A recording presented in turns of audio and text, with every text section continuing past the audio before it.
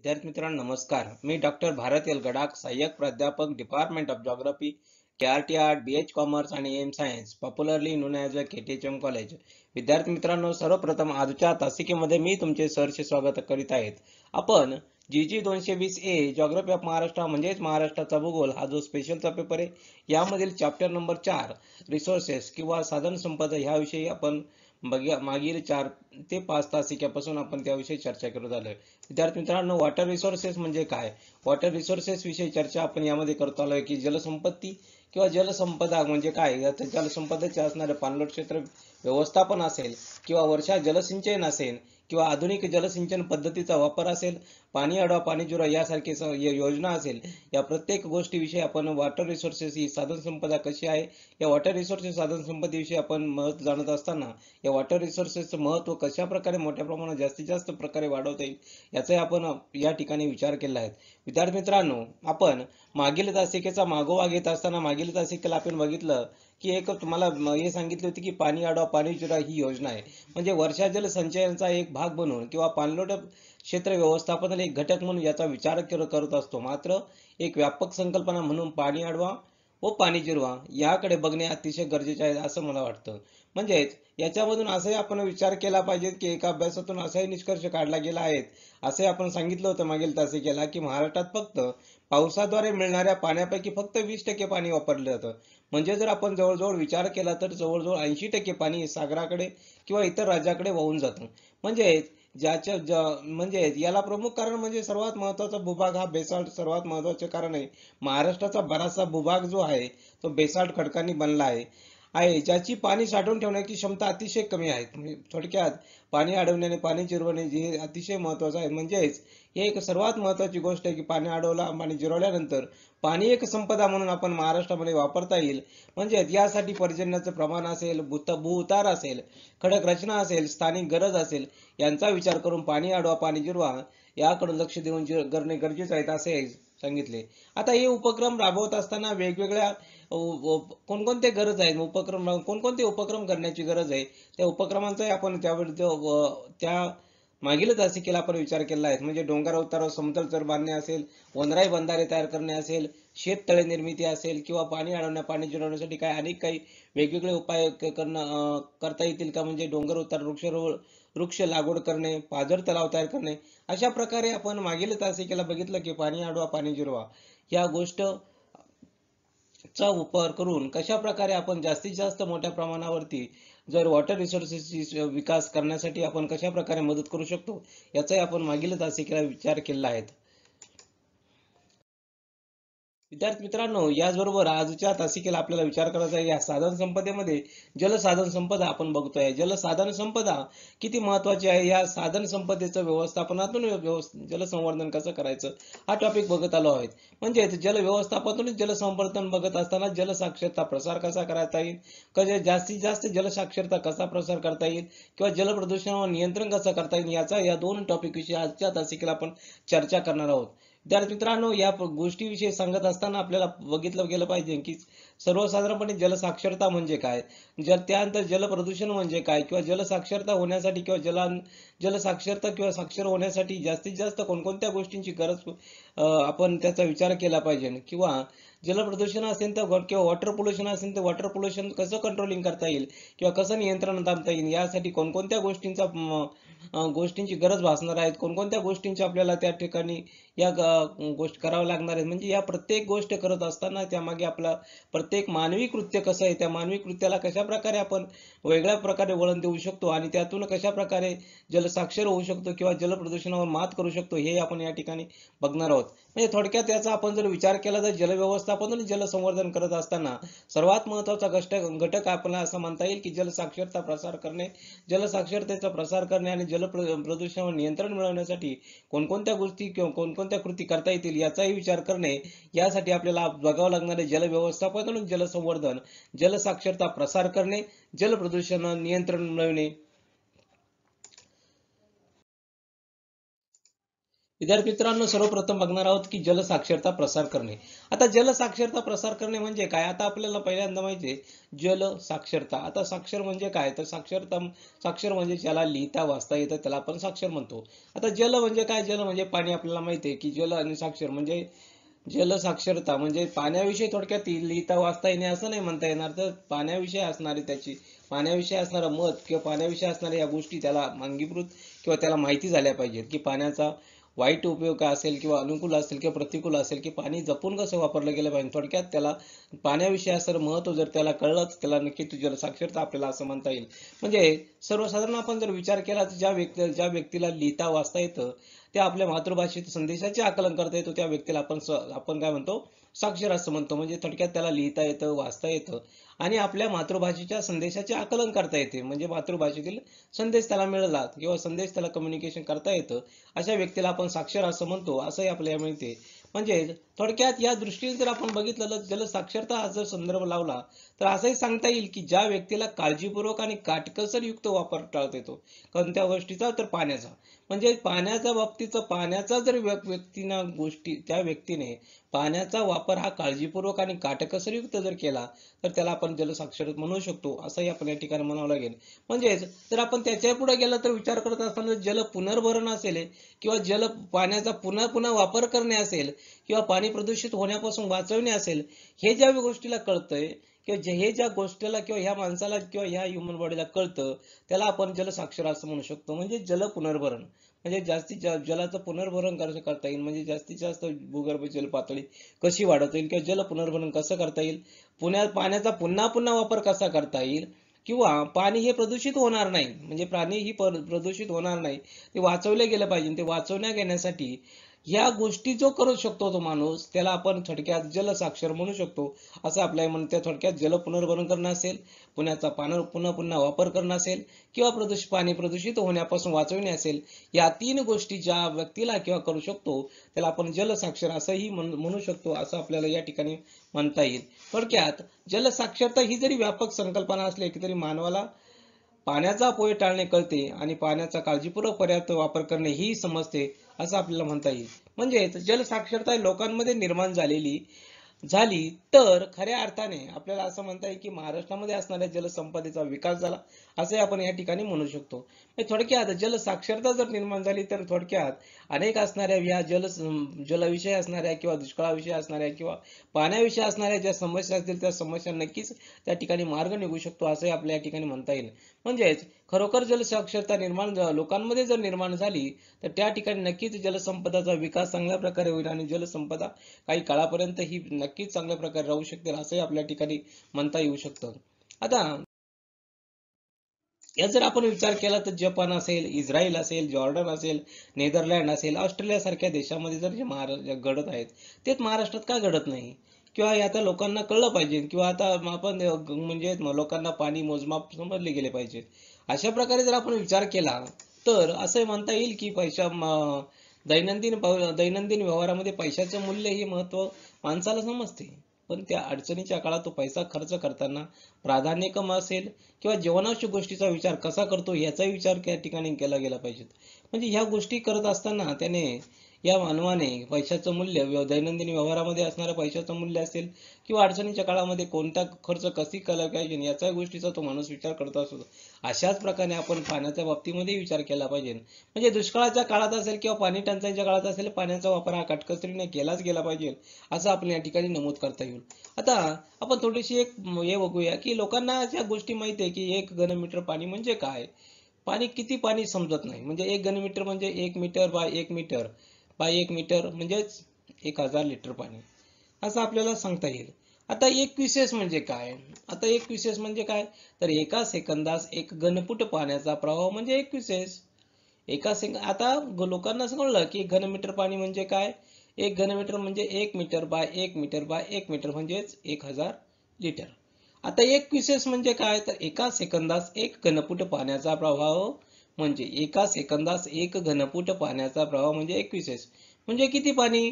तर एका सेकंदाला 28.3 लिटर. एका सेकंदाला 28.3 लिटर असं हे समजत नाही. याप्रमाणे जर आपण विचार केला तर 1 टीएमसी म्हणजे काय? तर 1 टीएमसी म्हणजे 1 इंच पाऊस 1 सेंटीमीटर पर्जन्य यासारखी 1 टीएमसी असेल यासारख्या अशा कन्सेप्ट त्या लोकांना कळत नाही. म्हणजे जोपर्यंत ह्या अशा एक समजत नाही किंवा या गोष्टी कळत नाही तोपर्यंत जलसंपदन किंवा जलसंवर्धन किंवा संपदाची किंमत लोकांना समजणार नाही. म्हणजे थोडक्यात ह्या गोष्टीही कळल्या पाहिजे. म्हणजे पाण्यासंबंधित असणारे जे घटक असतील, पाण्यासंबंधी असणारे कन्सेप्ट असेल, या प्रत्येकापर्यंत मनाला बिंबवल्या गेल्या पाहिजे. म्हणजे एक क्युसेस म्हणजे काय, त्यानंतर घनमीटर पाणी म्हणजे काय, किंवा त्या टीएमसी म्हणजे काय, या प्रत्येक पाण्याचं मोजमाप करणारी जी एकक आहे ती एकक त्या माणसाला कळाली पाहिजेत. जर ती एकके त्या माणसाला कळाली तर जलसंवर्धन असेल किंवा जलसंपदा असेल याची किंमत लोकांना नक्कीच समजल्याशिवाय राहणार नाही, असे या ठिकाणी आपल्याला नमूद करता येऊ शकतं. म्हणजे थोडक्यात आपण म्हणू शकतो की या शेतकऱ्यांना प्रत्येक व्यक्ती शेतकऱ्यासह म्हणजे शेतकरीच साक्षर झाला पाहिजे ना असं नाही, तर शेतकऱ्यासह प्रत्येक व्यक्तीला जलसाक्षरता करता आलं पाहिजे. म्हणजे जलसाक्षरता सर्वात महत्वाची गोष्ट आहे की जलसाक्षरता ही व्यक्तीने जाणीवपूर्वक पाण्याचा अपयोग टाळता आला पाहिजे. आता टाळता आला पाहिजे म्हणजे जाणीवपूर्वकपणे त्या पाण्याचा अपयोग तो टाळू शकतो असे आपल्या ठिकाणी म्हणता येईल. म्हणजे काळजीपूर्वक जर काटकसरीने पाण्याचा वापर त्याने केला तर त्या ठिकाणी दैनंदिन जीवनामध्ये कायमस्वरूपी करावा असंही त्यांचं मत आहे. म्हणजे जर काटकसरीने पाणी जर वापरत असेल तर ते दैनंदिन जीवनामध्ये त्याचा जास्तीत जास्त वापर किंवा कायमस्वरूपी वापर करत असताना तो काळजीपूर्वक आणि काटकसरीने केला पाहिजे. तर नक्की त्या ठिकाणी जलसंपदेविषयी किंवा जलसाक्षरताविषयी चांगल्या प्रकारे झाला असं आपल्याला म्हणता येईल. म्हणजे आपल्याकडं जेव्हा पाणी खूप उपलब्ध असते तेव्हा ते मोठ्या प्रमाणात वापरले जातात असं आपल्याला माहिती आहे. म्हणजे आता पण मात्र थोडासा आपण जर विचार केला की ज्या ठिकाणी किंवा ज्या प्रदेशामध्ये दुष्काळ पडलाय त्या काळामध्ये ज्या दुष्काळाच्या काळामध्ये त्या ठिकाणी पाणी काटकसर समजले जाते किंवा त्याच्या सुधारणा ही होणे गरजेचे आहे. सर्वात महत्वाची गोष्ट आहे की ज्या ठिकाणी दुष्काळ पडतो किंवा ठिकाणी पाण्याची दुर्भिक्ष आहे अशा ठिकाणी पाण्याचा काटकसरीने वापर केला गेला पाहिजे आणि त्यामध्ये सुधारणा होणेही गरजेचे आहे असं आपल्याला या ठिकाणी म्हणता येईल. आता शालेय स्तरावर जर आपण विचार केला तर जलसाक्षरता ही मुलांमध्ये निर्माण करता आली पाहिजे. शालेय स्तरावरती जलसाक्षरता जर त्या मुलांमध्ये निर्माण झाली तर नक्कीच त्याचा फायदा होऊ शकतो असं आपल्याला या ठिकाणी म्हणता येईल. म्हणजेच त्या ठिकाणी मुलांमध्येच जर जलसाक्षरता निर्माण झाली तर ते आपोआप पुढे जाऊ शकते असे आपण म्हणू शकतो. आता लोकांचा जर आपण विचार केला तर लोकांबद्दल जर साक्षरता करायची असेल किंवा जागृती करायची असेल तर शासनाला असेल की सेवाभावी संस्थांना असेल जाणीवपूर्वक करावे लागणारे वेळ प्रसंगी प्रसार माध्यमे असतील म्हणजे वर्तमानपत्र असेल, सोशल मीडिया असेल, रेडिओ असेल, टीव्ही असेल, त्यातूनही त्यासाठी प्रसार माध्यमे असेल, पथनाट्य असेल, कीर्तने असेल, लोकगीतं असतील, प्रदर्शन असतील, स्पर्धा असतील किंवा प्रभात फेरी असेल, भाषणे असेल, प्रवचने असेल, चर्चा असेल, परिषद असेल इत्यादींचा वापर वेळोवेळी करता आला पाहिजे. म्हणजे ह्या सर्व गोष्टींमुळे जलसाक्षरता करण्यामध्ये थोडाफार का होईना हातभार लागू शकतो असं आपल्या या ठिकाणी नमूद करता येईल. म्हणजे थोडक्यात ह्या गोष्टी आपण पथ्य जर पाळले तर नक्कीच त्या ठिकाणी असणारी जलसाक्षरता ला नक्कीच त्या ठिकाणी फायदा होऊ शकतो असं आपल्या या ठिकाणी म्हणता येईल. म्हणजेच थोडक्यात असाही आपण विचार केलो की वैयक्तिक असेल, कौटुंबिक असेल, सामाजिक असेल किंवा शासकीय पातळीवर जर आपण विचार केला तर शासकीय पातळीवरती विचार करत असताना जलसाक्षरतेचा प्रसार करण्यासाठी प्रयत्न केले गेले पाहिजेत किंवा प्रयत्न करावा लागेल. म्हणजे थोडक्यात वैयक्तिक पातळीवर असेल, कौटुंबिक पातळीवर असेल किंवा सामाजिक व तसेच शासनाच्या पातळीवर जर आपण विचार केला तर त्यासाठी या जलसाक्षरतेचा प्रसार करण्यासाठी प्रचंड मेहनत घ्यावी लागेल किंवा प्रचंड मोठ्या प्रमाणावर प्रयत्न करावे लागतील असे आपण या ठिकाणी नमूद करूया. म्हणजे थोडक्यात पाणी बचत करण्यासाठी स्वयंपाकघरामध्ये भाजीपाला धुण्यासाठी वापरलेल्या झाडांना घालणे, भांडी नळाखाली न धुता एका टबमध्ये धुणे, फरशी ओल्या कपड्याने धुणे यासारख्या सारख्या सवयी लोकांना लावणे ही गरजेचे आहेत असे आपल्या या ठिकाणी म्हणता येईल. त्याचबरोबर स्नानगृह असतील, स्नानगृह शॉवर्स ऐवजी बादलीमध्ये पाणी घेऊन आंघोळ करणे, त्यानंतर दात घासताना सतत नळ चालू न ठेवणे व त्यानुसार गरजेनुसार चालू बंद करणे हेही गरजेचे आहेत. हे सर्वात महत्वाचे म्हणजे वॉटर मॅनेजमेंट किंवा पाणी जेवढं साठवून कमीत कमी त्याचा वापर हा टाळता येईल तेवढ्या प्रमाणे आणि गोष्ट साध्य करता येईल याविषयी आपण त्या ठिकाणी विचार केला गेला पाहिजे. म्हणजे थोडक्यात आपण असंही म्हणतो की शौचालय स्प्लॅश करताना मर्यादित गरजे होण्याची गरजेचे आहेत. म्हणजे पाण्याचा अतिशय जमीन जास्तीत जास्त गरजेपुरता वापर करण्यात आला आहे किंवा कपडे धुता असताना किंवा वॉशिंग मशीनचा वापर करत असाल का गरजेपेक्षा कमी कपडे धुवायचे असेल तर त्यावेळी ते चालू करणे गरजेचे आहे का नाही त्याचाही विचार आपण या ठिकाणी केला गेला पाहिजे. पाहिजेत. म्हणजे थोडक्यात अन्यथा मशीनचा वापर न करता बादलीत कपडे धुवून याही गोष्टीचा आपण विचार केला पाहिजे. म्हणजे थोडक्यात आपल्या वैयक्तिक असेल, सामाजिक असेल किंवा कौटुंबिक असतील ह्या प्रत्येक गोष्टीवरती किंवा प्रत्येक ठिकाणी आपण जर पाण्याचा थोडा योग्यपूर्वक आणि समजदारपणे जर त्या ठिकाणी काटकसरीने वापर केला तर नक्कीच त्या जलसंपदेमध्ये जलसंपत्तीतून जलसंवर्धन म्हणजे जलव्यवस्थापन जलसंवर्धन कसं करता येईल असं आपण त्या ठिकाणी बघत आलो आहोत. म्हणजे थोडक्यात या ठिकाणी आपण ह्या गोष्टी आपण जर पाळल्या तर नक्कीच त्याचा फायदा होऊ शकतो असं आपल्याला म्हणता येईल. म्हणजेच नळाच्या वाहत्या पाण्याखाली कपडे धुवू नये असे आपल्याला म्हणू शकतो. किंवा अनेक वेळा आपण मोटार गाडी असेल, दुचाकी वाहन असेल, धुताना पाण्याची नळी वापरतो आणि मोठ्या प्रमाणात पाणी वाया जातं. हे आपण केलं नाही पाहिजे. म्हणजे हे जर केलं तर नक्की त्या ठिकाणी थोडक्यात बादलीमध्ये पाणी घेऊन ओल्या कपड्याने वाहन पुसून घ्यावे असे म्हणता येईल. किंवा जलाशयात वाहने धुवू नये. त्यानंतर थोडक्यात म्हणजे अंगणामध्ये पाणी मारण्यासाठी किंवा सडा टाकण्यासाठी नळाचा पाईपचा वापर न करता बादलीत पाणी घेऊन ग्लास पाणी अंगणात टाकावे. घराजवळ झाडांना असे किंवा लॉनवरही पाणी वापरत असताना नळीचा वापर करू नये. शक्यतो सकाळ असेल किंवा सायंकाळ असेल तर सायंकाळी सूर्यास्तानंतरच पाणी मारावे. म्हणजे त्यामुळे बाष्पीभवन होणार नाही. जास्तीत जास्त पाण्याचा अपव्यय आपण टाळू शकतो असंही आपण या ठिकाणी नमूद करूया. किंवा जास्त झाडांना अधिक पाणी मिळते किंवा पाणी पिताना रोज गरजेनुसारच पाणी छोट्या ग्लासमध्ये घेणे. ह्याही गोष्टी आपण छोट्या छोट्या टाळल्या तर नक्कीच त्या ठिकाणी जलसंपदा किंवा पाणी आपण वाचवू शकतो. म्हणजे थोडक्यात असे आपण म्हणतो असताना की दुसऱ्यांना पाणी देत असताना किंवा तांब्या असेल किंवा छोटा ग्लास असेल तर देत असताना थोडक्यात आपल्या ओतून द्यावं किंवा ह्या सर्व गोष्टी सवय हॉटेलमध्ये असेल, सार्वजनिक कार्यक्रमामध्ये वापरल्या गेल्या पाहिजेत. अशा प्रकारे किती उपाय आणि जल साक्षरतेच्या माध्यमातून आपण राबवू शकतो, लोकांपर्यंत पोहोचवू शकतो. त्याचा दैनंदिन जीवनामध्ये नियमितपणे कसा वापर करता येईल आणि त्यातूनच जलसंपदेचा विकास हा चांगल्या प्रकारे होऊ शकतो असं आपल्या या ठिकाणी नमूद करावं लागेल.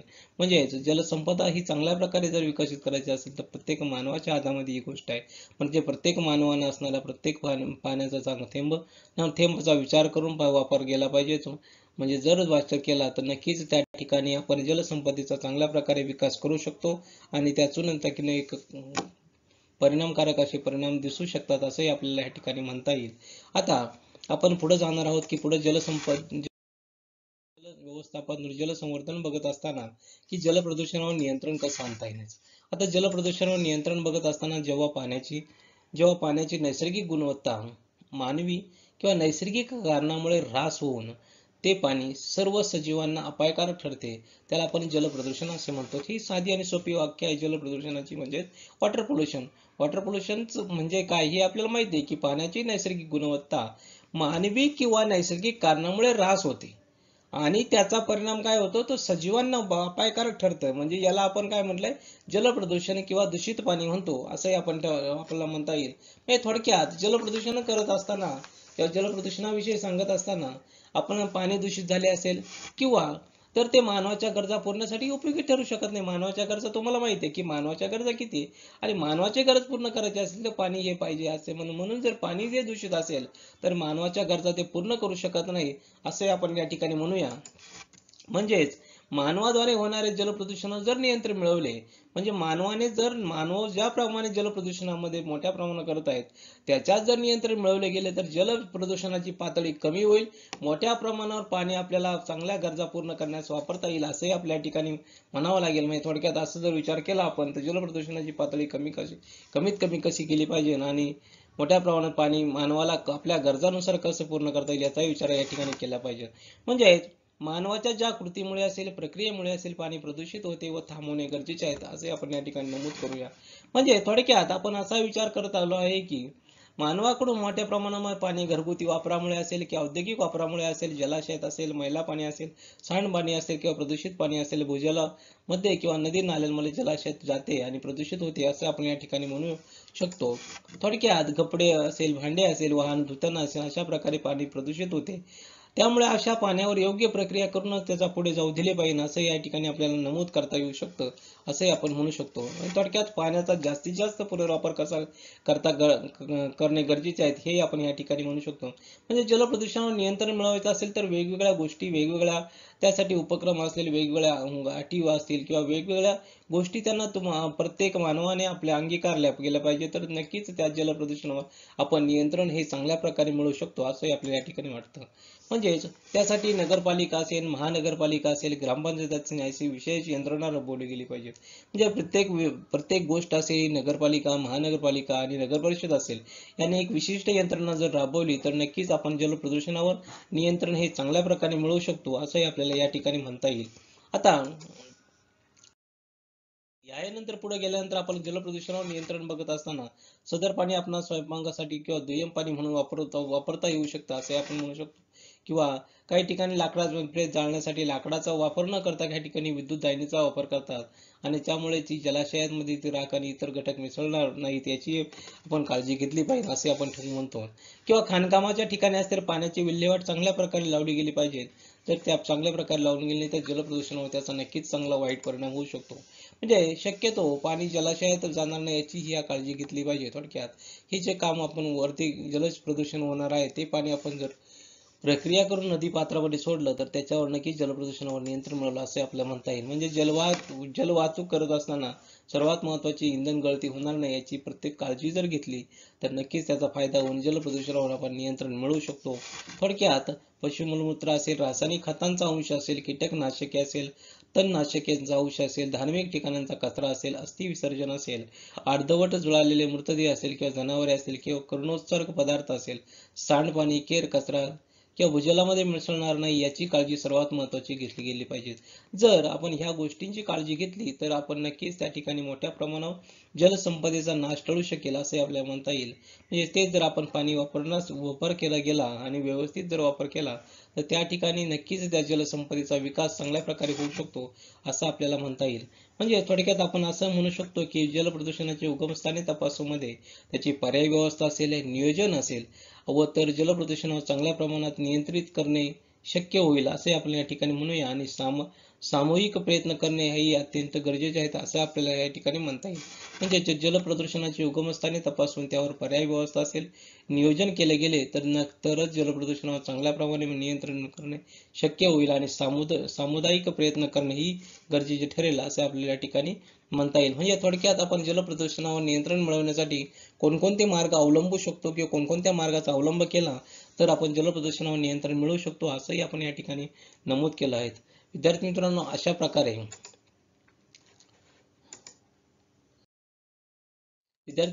प्रकारे आज आपण जलप्रदूषण किंवा जलप्रदूषणावर कोणकोणत्या गोष्टीतून नियंत्रण मिळवू शकतो किंवा जलसाक्षरता म्हणजे काय, म्हणजे किंवा जलसाक्षर म्हणजे काय किंवा जलप्रदूषण म्हणजे काय ह्याही गोष्टी आपण या ठिकाणी आजच्या तासिकेला अभ्यासल्या आहे. किंवा जलप्रदूषणावर नियंत्रण मिळवण्यासाठी कोणकोणत्या गोष्टी मानव असेल किंवा सामाजिक मानव असेल तर मानव किंवा प्रत्येक गोष्ट असेल किंवा प्रत्येक व्यक्ती असेल तो कशा प्रकारे करू शकतो याचाही आपण या ठिकाणी मागोवा घेतला. किंवा जलसाक्षरता प्रसार कसा करता येईल किंवा कोणकोणत्या कारणातून किंवा कोणकोणत्या गोष्टीने जलसाक्षरता प्रसार माध्यमामध्ये असेल म्हणजे वर्तमानपत्र असेल, सोशल मीडिया असेल, रेडिओ असेल, टीव्ही असेल किंवा पथनाट्य असेल, कीर्तने असेल, त्यानंतर लोकगीत असेल, प्रभात फेरी असेल, प्रवचने, भाषणे असेल, चर्चा परिषदा अशा प्रत्येक गोष्टीच्या वेळी आपण ह्या जलसाक्षरतेविषयी प्रसार करू शकतो असे आजच्या तासिकेला आपण बघितलं. विद्यार्थी मित्रांनो आजच्या तासिकेविषयी कोणाच्या मनात काही शंका असेल तर त्या ठिकाणी आपला ईमेल आयडी त्या ईमेलवरती आपण मेल करू शकता. विद्यार्थी मित्रांनो पुढील तासिकेला आपण बघणार आहोत की पीक पद्धतीत पाणी उपलब्धीनुसार बदल करणे किंवा पश्चिमेकडील वाहून जाणारे पाणी पूर्वेकडे कसे वळवता येईल आणि इतर उपाय काय याचाही आपण पुढील तासिकेला मागोवा घेणार आहेत.